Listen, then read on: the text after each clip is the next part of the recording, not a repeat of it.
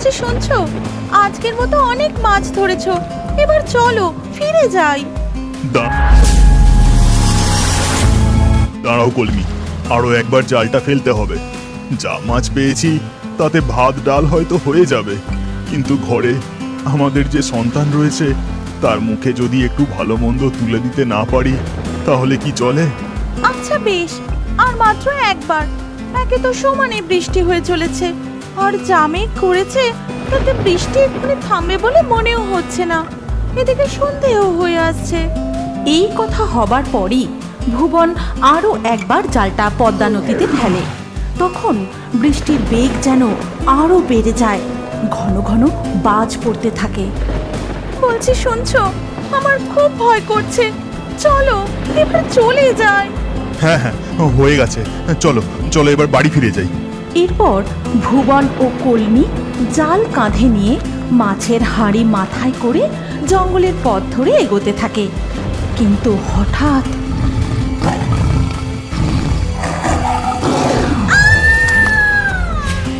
কলমি, এ কি হয়ে গেল? বাঁচাও বাঁচাও, কে কোথায় আছো? বাঁচাও, আমি আসছি কলমি, আমি আসছি। বাঘ কলমিকে টানতে টানতে জঙ্গলের গভীরে যেতে থাকে। ভুবন জাল মাছের হাঁড়ি ফেলে কলমিকে বাঁচাতে বাঘের দিকে এগিয়ে যায়। তুমি আমাকে আর বাঁচাতে এসো না, নইলে আমার সাথে সাথে বাঘ যে তোমাকেও শেষ করে দেবে। তুমি আমাদের মেয়ের যত্ন নিও, ওকে দেখো, ফিরে যাও, ফিরে যাও। আর এই কথা শুনে ভুবনও থমকে যায়, সে হাউ হাউ করে কাঁদতে থাকে।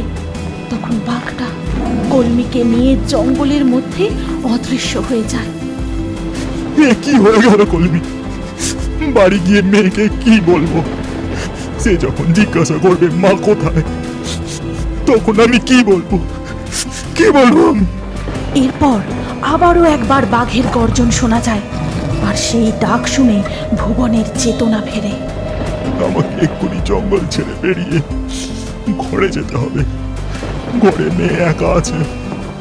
এরপর ভুবন ঘরে ফিরে আসে। তারপর থেকে সে একাই মেয়ের দেখাশোনা করে। ছোট্ট মেয়েটির তখনও কথা ফোটেনি, সে শুধু কাঁদে আর খোঁজে তার মাকে। আর কাঁদিস না রে মা, এবার একটু শান্ত হ। সে যে আর আসবে না, আর আসবে না। তোর এই অধম বাবার অন্ধকার ঘরে সে যে আর প্রদীপ জ্বালাবে না। এইভাবে ধীরে ধীরে ভুবনের মেয়ে তুলি বড় হতে থাকে। ভুবন তাকে অতি যত্নে মানুষ করতে থাকে। একদিন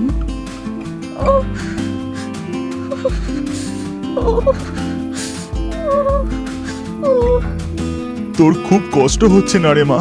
এখন আমি এত রাতে ওষুধ কোথায় পাই? কবিরাজের বাড়িও তো অনেক দূর।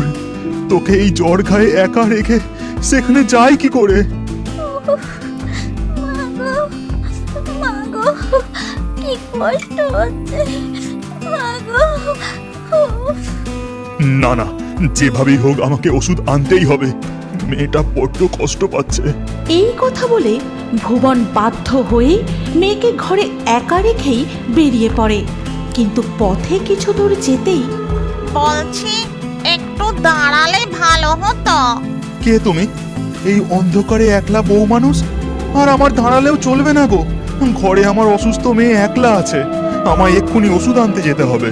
তাই জন্যই তো বলছি, ওই যে একটা ছোট গাছ দেখা যাচ্ছে, ওর পাতা তুলে পেটে খাইয়ে দিলেই মেয়ে ঠিক হয়ে যাবে। তুমি ঠিক বলছো? আমি এক্ষুনি নিয়ে যাচ্ছি। দিশেহারা ভুবন কিছু না ভেবেই দ্রুত সেই পাতা তুলে নিয়ে চলে যায়। তারপর বাড়ি পৌঁছে পাতা বেটে মেয়েকে খাইয়ে দেয়। আর কিছুক্ষণ পর, বাবা, আমার কি হয়েছে? তুমি এমন অবাক হয়ে আমার দিকে তাকিয়ে আছো কেন? কিছু না কিছু না, তোর একটু জ্বর হয়েছিল, ওষুধ দিয়েছিলাম। তা এখন শরীরটা কেমন লাগছে মা? আমি ভালো আছি বাবা, তুমি আর চিন্তা করো না। এইভাবেই ভুবন ও তুলির দিন কাটতে থাকে। আর কলমি সব সময় তাদের সাথে ছায়ার মতো ঘুরে বেড়ায়। তুলির যে কোনো কষ্টে, ভুবনের যে কোনো অসুবিধাতে সে সব সময় নানানভাবে তাদের সাহায্য করে থাকে। একদিন, ও বাবা, কতক্ষণ তো হয়ে গেল নদীতে জাল ফেলেছো, এবার জালটা তোলো। এই তো মা, তুলছি। সকাল থেকে কতবার তো জাল ফেললাম, আজকে যে কেন একটাও মাছ উঠছে না বুঝতেই পারছি না। এই কথা শুনতেই কলমির আত্মা নদীর জলে ডুব দেয়। তারপর জাদু করে ভুবনের জালে অনেক মাছ এনে দেয়। এরপর ভুবন জালটা টেনে তুলতেই, ও তুলিমা, দেখ দেখ, জালে কত মাছ পড়েছে। কি মজা, কি মজা, কত মাছ, কত মাছ। কিন্তু বাবা, একটাও তো ইলিশ মাছ পড়েনি। না মা, ইলিশ মাছ পড়েনি। যাকগে, যা মাছ পেয়েছি তা বিক্রি করে যা 2 পয়সা হয় সেই ভালো। আর এই সব কথা দূর থেকে কলমির আত্মা শুনতে থাকে। এরপর ভুবন ও তুলি মাছ নিয়ে বাজারের পথে যেতে যেতে, জানো বাবা, কাল স্কুলে সবাই বলা বলি করছিল সামনে পূর্ণিমার দিন নাকি ইলিশ উৎসব, সবার বাড়িতে পান্তা আর ইলিশ রান্না হবে, আমাদেরও হবে। জানি না মা, যদি জালে ইলিশ ওঠে তো দেখা যাবে। চল এখন পা চালিয়ে চল তাড়াতাড়ি, হাট উঠে গেলে মাছ বেচবো কখন। বাহ, চারিদিক থেকে কি ইলিশ মাছ ভাজার গন্ধ আসছে। ইলিশ মাছ খাওয়ার ইচ্ছেটা যেন বেড়েই চলেছে।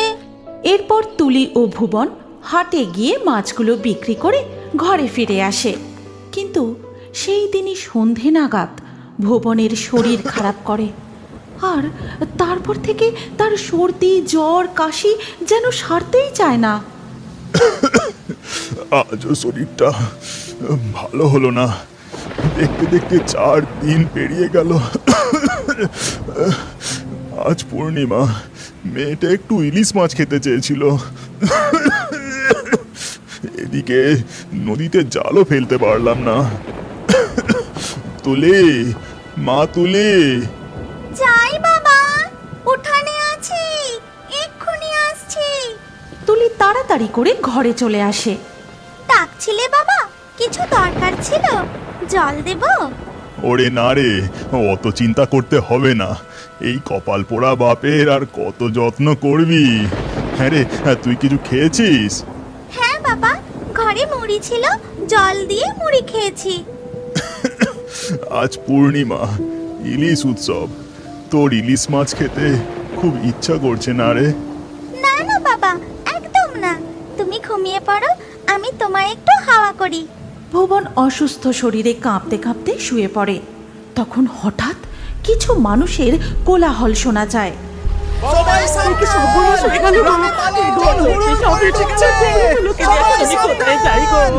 তখন একটা লোক তুলিদের বাড়ির বাইরে দাঁড়িয়ে চিৎকার করে তুলিকে ডাকতে থাকে। তুলি, তুলি, তাড়াতাড়ি শোন একবার। কি বলছো কাকা, কি হয়েছে? ও তুলি, বাবাকে নিয়ে ঘরেই থাকিস, বেরোস না যেন। নদীতে বানের জল দুকুল ছাপিয়ে গ্রামে হুড় হুড় করে জল ঢুকছে। এখন আমি চললাম, সাবধানে থাকিস। কিছুক্ষণের মধ্যেই বানের জল হুড় হুড় করে তুলিদের উঠান পর্যন্ত চলে আসে। আর সেই জলের সাথে, বাবা, পানির জলে উঠানে কত ইলিশ মাছ ভেসে এসেছে, দেখবে এসো। যাই, আমি তাড়াতাড়ি করে জালটা নিয়ে আসি। এই বলেই তুলি ছুট্টে ঘরে চলে যায়। তারপর জাল এনে অনেক অনেক ইলিশ মাছ ধরে। আর তুলির এই আনন্দ দাওয়ায় বসে ভুবন দেখতে থাকে, আর গাছের ডালে বসে দেখে কলমির আত্মা। বাবা, তুমি ঘরে গিয়ে শুয়ে পড়ো, আমি চট করে উনুনটা জ্বালিয়ে 2টো ভাত ফুটিয়ে নিয়ে আসি, আর সাথে ইলিশ মাছ ভাজা। সাবধানে করিস মা, আনন্দের চোটে আবার বিপদ বাঁধিয়ে ফেলিস না। তুলি রান্নাঘরে গিয়ে উনানে আগুন জ্বালায়। তার কচি কচি 2টি হাতে গরম গরম ভাত ও ইলিশ মাছ ভাজা রান্না করে। তারপর থালায় ভাত ও মাছ ভাজা সাজিয়ে ঘরে নিয়ে আসে। নাও বাবা, চটপট খেয়ে নাও দেখিনি, একটুও ভাত ফেলা চলবে না কিন্তু। আর এমন মধুর দৃশ্য দু চোখ ভরে দেখতে থাকে কলমির আত্মা। তুই কিছু চিন্তা করিস না মা, তোর এমন ছোট ছোট ইচ্ছা পূরণের যথাসাধ্য চেষ্টা আমি করে যাব। ওরে বাবা রে, কি বৃষ্টি নামলো! এই বৃষ্টিতে তো আর গাছের ডালে বসে থাকা যাচ্ছে না, কেবলই ফড়কে যাচ্ছে। একদম ঠিক কথা বলেছো শাকচুন্নি। এই ভারী বর্ষায় গাছে আর থাকা যাবে না দেখছি। একটা কোনো পাকা বাড়িতে আস্তানা নিতেই হবে। দেখো, আমরা এতকাল ধরে তো মোড়ল মশাইয়ের বাড়ির বাগানের এই চাপা গাছেই রয়েছি, তাহলে মোড়ল মশাইয়ের বাড়িতে গিয়ে আশ্রয় নিলে হয় না? হ্যাঁ ঠিক আছে, কিন্তু এইভাবে তো যেতে পারবো না গো। আমাদের মানুষের রূপ ধারণ করে সেখানে যেতে হবে। এই কথা বলে মামদো আর শাকচুন্নি গরিব মানুষের রূপ ধারণ করে মোড়ল মশাইয়ের বাড়িতে যায়। কেউ আছেন বাড়িতে? কেউ আছেন? দরজাটা একটু খুলবেন। কে? কি হয়েছে? এখানে কি চাই? কাকে চাইছেন আপনারা? আগে আমরা অনেক দূর থেকে আসছি, ভিন গায়ের মানুষ। এই ভারী বর্ষায় আর এগোতে পারছি না, তাই এই পাকা বাড়ি দেখতে পেয়ে একটু আশ্রয়ের জন্য এসেছি আর কি। কি? এখানে ওসব আশ্রয় টাশ্রয় কিছু হবে না। চেনা নেই জানা নেই, কোত্থেকে চলে এলো যত সব। এই কথা বলে মোড়ল মশাই মুখের উপর দরজা বন্ধ করে ঘরের ভেতরে ঢুকে গেলেন। দেখলে দেখলে একবার ব্যাপারটা, কেমন অহংকার! দুটো মানুষ বিপদে পড়েছে, তার এত বড় বাড়িতে একটুখানি জায়গা দিলে না বাপু? মনে পড়ে গেননি, এই জমিদার বাবুর একমাত্র ছেলে বল খেলতে খেলতে যখন পুকুরের জলে পড়ে গিয়েছিল। মনে নেই আবার? সে কি কাণ্ড! বাড়িতে কেউ ছিল না, গিন্নিমা দুপুরবেলা তার ঘরে ঘুমোচ্ছিলেন, আর ছোট ছেলেটা বল নিয়ে খেলতে খেলতে। এই যা, বলটা তো পুকুরে পড়ে গেল। এবার কি হবে? রোকো চাকরটাও গেছে বাবার সঙ্গে, মাও ঘুমোচ্ছে। এই ভেবে ছোট্ট ছেলেটি নিজেই পুকুরের জলে নেমে বল কুড়োতে গিয়ে বাঁচাও! সেই ডাক শুনতে পেয়ে মোড়ল গিন্নি তাড়াতাড়ি করে পুকুর ঘাটে ছুটে আসেন। ওগো, কে কোথায় আছো গো? আমার ছেলেকে বাঁচাও, আমার ছেলেকে বাঁচাও। শাকচুন্নি, আর দেরি করা ঠিক হবে না। এখানে তেমন কেউ নেই, ওই ছেলেকে আমাকেই বাঁচাতে হবে। এই কথা বলে মামদো চাপা গাছ থেকে পুকুরের জলে ঝাঁপ দিয়ে তার লম্বা লম্বা দুটো হাত বার করে মোড়ল মশাইয়ের ছেলেকে তুলে পাড়ে শুইয়ে দেয়। আর তাই দেখে, ও মা গো, এ যে ভূত! এবার কি হবে গো? এবার যে ভূতে খেলো গো! মোড়ল গিন্নি ভূতের ভয় সেখানেই অজ্ঞান হয়ে পড়ে যায়। তখন কে বাঁচিয়েছিল? এই আমি। তখন কি আমি বিচার করেছিলাম যে আমার ছেলে নাকি মোড়ল মশাইয়ের ছেলে? মামদো আর শাকচুন্নি যখন এই কথা বলতে ব্যস্ত, তখন পিছন থেকে, বলছি, যদি কিছু না মনে করেন তাহলে একটা কথা বলি। আমি গরিব চাকর মানুষ, আমার অবস্থা তেমন নয়। তবে আপনারা পথিক, এই ভারী বর্ষায় কোথায় যাবেন? যদি মনে করেন তাহলে এই গরিব মানুষের ঘরে যেতে পারেন। অত কিন্তু কিন্তু করছো কেন ভাইয়া? তুমি নিজে থেকে আমাদের আশ্রয় দিতে চেয়েছো, এটাই তো আমাদের অনেক বড় পাওনা। এই কথা বলে শাকচুন্নি ও মামদো মোড়ল মশাইয়ের চাকর রঘুর সঙ্গে তার ঘরে যায়। আসুন, এই হলো গিয়ে আমার কুঁড়ে ঘর। এখানেই যেভাবে হোক মাথা গুঁজে রাতটুকু কাটিয়ে দিন, কাল দিনের আলোয় কিছু ব্যবস্থা করা যাবে খন। অনেক উপকার করলে ভাই, এই উপকার আমরা চিরকাল মনে রাখবো। আপনারা একটু বিশ্রাম করুন, আমি দেখি খাবারের কি ব্যবস্থা করতে পারি। এই কথা বলে রঘু সেই মুষলধারে বৃষ্টির মধ্যে ভাঙা ছাতাটা কোনো রকমে মাথায় তুলে আবার ঘর থেকে বেরিয়ে পড়ে। এই রে, বৃষ্টির বেগ যে আরো বেড়ে গেল দেখছি। ঘরের চাল দিয়েও যে হুড়হুড় করে জল ঢুকছে। তাহলে আর দেরি কিসের শাকচুন্নি? চলো আমরা দুজন জাদু করে এই ঘরের চাল একেবারে সারিয়ে ফেলি। তারপরেই মামদো আর শাকচুন্নি তাদের নিজেদের রূপ ধারণ করে। তারপর হিরিং বিরিং ছট, ঘরের চাল ঠিক হয়ে যা চটপট। আর সাথে সাথেই ঘরের চাল নতুন হয়ে যায় এবং বৃষ্টির জল পড়াও বন্ধ হয়ে যায়। সঙ্গে সঙ্গেই মামদো আর শাকচুন্নি আবার মানুষের রূপ ধারণ করে নেয়। তারপর রঘু ঘরে ঢুকে বলে, কিছু মনে করবেন না, গরিবের ঘর, শুধু সিদ্ধ ভাত আর কাঁচা লঙ্কা ছাড়া কিছুই ছিল না। দুটি মাছ ভাত যে খাওয়াবো তার সামর্থ্য কোথায়? তুমি অমন করে বলো না ভাই, এমন ঝড় বাদলের দিনে এই আমাদের কাছে অমৃত। এসো, তুমিও আমাদের সাথে বসে খাও। এরপর সেই ভাত ও কাঁচা লঙ্কা রঘু, মামদো ও শাকচুন্নি তিনজনে মিলে খুব তৃপ্তির সাথে খেতে থাকে। ভাই রঘু, আর একটু লবণ পাওয়া যাবে? হ্যাঁ হ্যাঁ, নিশ্চয়ই, আমি এখনই নিয়ে আসছি। উঠোন পেরোলেই আমার ছোট্ট এক ফালি রান্নাঘর, আমি যাবো আর আসবো।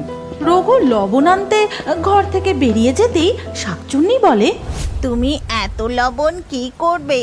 তোমার তো ভাত খাওয়া প্রায় শেষই হয়ে গেছে। আচ্ছা শাকচুন্নি, আমরা যদি জাদু করে রঘুর জন্য মোড়ল মশাইয়ের পুকুরের সব মাছ ওর উঠোনে এনে দিই? এই কথা বলতেই শাকচুন্নি ও মামদো আবারও নিজেদের আসল রূপ ধারণ করে আর বলতে শুরু করে, হিরিং বিরিং ছট, মোড়ল মশাইয়ের পুকুরের মাছ রঘুর উঠানে আয় চটপট। এরপরেই হঠাৎ রঘুর গলা পাওয়া যায়। বাইরে তখন ঝমঝম করে বৃষ্টি পড়ছে, আর সেই বৃষ্টির মধ্যে উঠানে দাঁড়িয়েই রঘু চিৎকার করে বলছে, এ কি কাণ্ড গো! বর্ষায় পুকুর থেকে মাছ উঠে এসে আমার উঠোনে একেবারে প্যারেড করতে লেগেছে যে। তখন শাকচুন্নি ও মামদো আবারও মানুষের রূপ ধারণ করে বাইরে এসে দাঁড়ায়। আরে ও ভাই, তুমি কি শুধু দাঁড়িয়ে দাঁড়িয়ে দেখবে নাকি? তাড়াতাড়ি মাছগুলোকে ধরো, ওরা যে সব পালিয়ে যাবে। এরপর রঘু, মামদো আর শাকচুন্নি তিনজন মিলে রঘুর উঠোন থেকে মাছ ধরে একটা ঝুড়িতে ভরতে থাকে। আর সমস্ত মাছ ধরা হয়ে গেলে শোনো ভাই রঘু, কাল সকালবেলা হলেই এই মাছগুলো নিয়ে গিয়ে বাজারে বিক্রি করে দিও। এই বর্ষাকালে তুমি ভালোই দাম পাবে। হ্যাঁ সে ঠিক আছে, কিন্তু দেখুন দেখিনি কি কাণ্ড! মাছ ধরতে গিয়ে আপনারা দুজন যে একেবারে ভিজে গেছেন। চলুন চলুন, তাড়াতাড়ি ঘরে চলুন। এরপর ধীরে ধীরে রাত কেটে যায়। দিনের আলো ফোটার সাথে সাথেই বৃষ্টিও থেমে যায়। তখন মামদো আর শাকচুন্নি, ভাই রঘু, তুমি আমাদের বড় উপকার করলে, তার জন্য তোমাকে আমরা কিছু উপহার দিতে চাই। এরপর মামদো রঘুকে বলে, ভাই রঘু, তুমি তোমার উঠোনে একটা বড় চৌবাচ্চা তৈরি করো, আর কাল যে মাছগুলো তুমি উঠোন থেকে ধরেছো, দেখবে এখনো পর্যন্ত একটা মাছ বেঁচে আছে, সেটিকে তুমি চৌবাচ্চায় ছেড়ে দিও। হ্যাঁ, আর সেই চৌবাচ্চা থেকে তুমি প্রতিদিন যা মাছ পাবে তা বিক্রি করে তোমার সংসার বেশ ভালোই চলে যাবে। কোনোদিন তোমাকে আর কারোর চাকর হয়ে থাকতে হবে না। আচ্ছা ভাই, এবার আমরা আসি। তবে আমাদের একটা বড় কাজ বাকি রয়ে গেল। একজনকে উচিত শিক্ষা দিতে হবে। এই কথা বলে মামদো আর শাকচুন্নি রঘুর বাড়ি থেকে বেরিয়ে মানুষের রূপ বদলে নিজেদের আসল রূপ ধারণ করে। তারপর সেখান থেকে অনেক দূরে চলে যায়। আর রঘু তাদের কথা মতো উঠোনে একটা বড় চৌবাচ্চা তৈরি করে। তারপরে ঝুড়ির কাছে গিয়ে দেখে, ও মাগো, এই যে সত্যি সত্যি ঝুড়ির মধ্যে এতগুলি মরা মাছের মধ্যে একটা জ্যান্ত মাছ। যাই বাবা, তাড়াতাড়ি করে গিয়ে চৌবাচ্চা ছেড়ে দিই। কাল রাতে নিশ্চয়ই আমার ঘরে ওনারা দুজন ভগবান হয়ে এসেছিলেন, ভগবান। এরপর থেকে রঘু তার উঠানের সেই চৌবাচ্চা থেকে যা মাছ পায় তাই বিক্রি করে সুখে শান্তিতে আনন্দে দিন কাটাতে থাকে।